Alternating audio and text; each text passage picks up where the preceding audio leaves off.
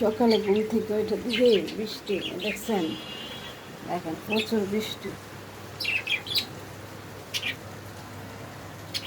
দেখছেন, বাইরে অনেক বৃষ্টি। তো বলেন কীভাবে কেমনে কি বাইরে মুখ কেমনে ঘর থেকে, আর বাচ্চা কাচ্চারা কীভাবে স্কুলে যাবো? এটা কি ঠিক? রাত্রে বৃষ্টি হয়েছে, হোক, আর কি করার আছে? বৃষ্টি হলে তার কিছু করার নাই। এই পাখিরা তোরা ঘুমা, চাচাস না, তোদের কি খাবার নাই?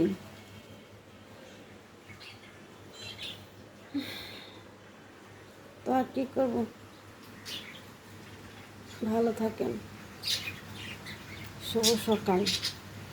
অনেক অনেক ধন্যবাদ আপনাদেরকে পাশে থাকার